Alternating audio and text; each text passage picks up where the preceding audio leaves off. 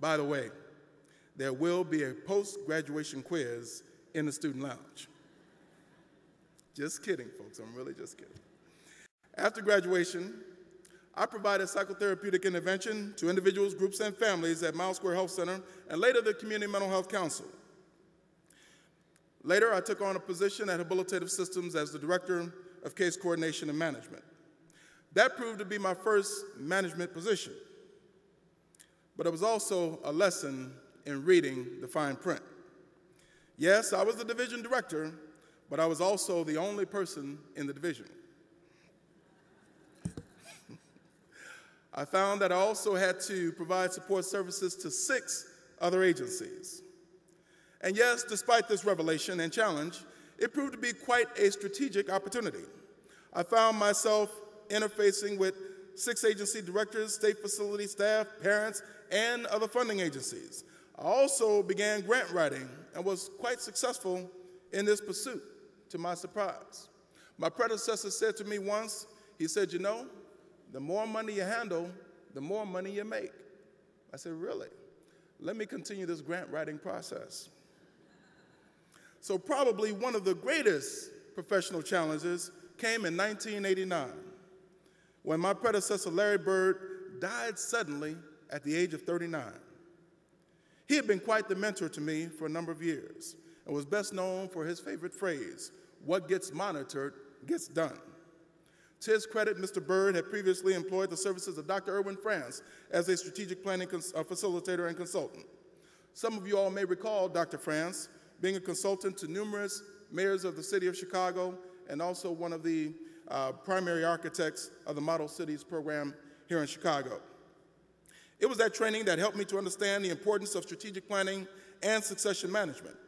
Our board was not prepared for this untimely transition, and I was appointed as acting director at age 33, just 9 short years after graduation from this college.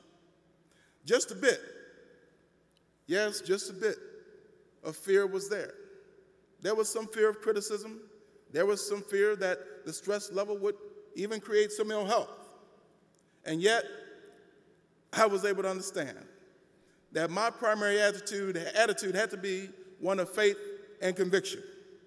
I realized and understood that even now, and more now than ever before, that fear and faith simply cannot coexist. So I proceeded to apply and be selected for this position. There were so many naysayers at that time. Social worker can't lead an organization. Social worker doesn't know anything about taking an agency to another level. All the naysayers were out there, ladies and gentlemen. Graduates, to be sure, they were out there.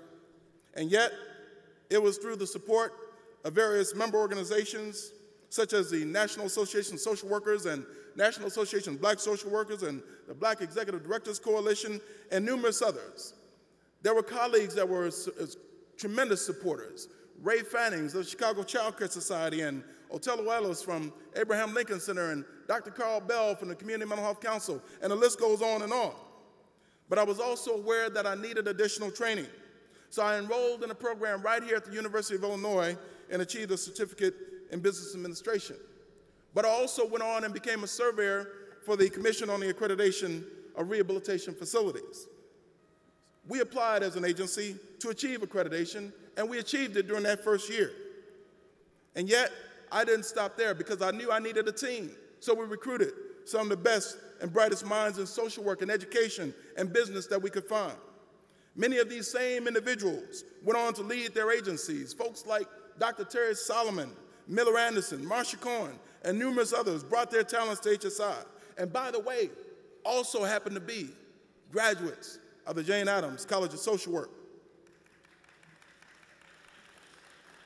It was during this transition that we lost only one program, which was our chore housekeeping program for seniors.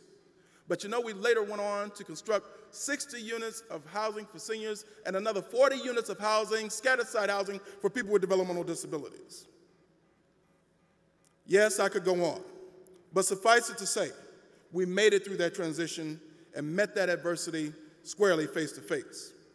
In many ways, this speech is a testimony to the greatness of our profession and the value, yes, the value of this institution. every accomplishment, every life saved, each program implemented allows us to witness the greatness of human service. In order for one to move forward with their career, their life, it sometimes takes bold action in the face of adversity. Yes, similar to what we see before us now, an economic recession, record child homicides in Chicago, terrorist threats, domestic violence, swine flu, public health epidemics. I could go on. However, these threats and concerns are no greater than those that were experienced by our very own Jane Addams, or Whitney Young, Mahatma Gandhi, Martin Luther King, John F. Kennedy, Harold Washington, or someone named Barack Obama. Yes, with bold action, vision, our current president proclaimed, yes, we can. Yes, we can, as social workers, specialize in stress management and holistic health practices. Yes, we can become authors, researchers, educators, and motivational speakers. Yes, we can become health advocates and lobbyists and influence legislation and policy. Yes, we can deinstitutionalize persons with developmental disabilities. Yes, we can reduce recidivism among persons with chronic mental illness. Yes, we can create incubators and small business development. Yes, we can serve as international, national, and local advisors to various boards of trustees. Yes, we can reduce infant mortality rates. Yes, we can reduce teen parenting rates. Yes, we can reduce disproportionate representation of African American children in the child welfare system.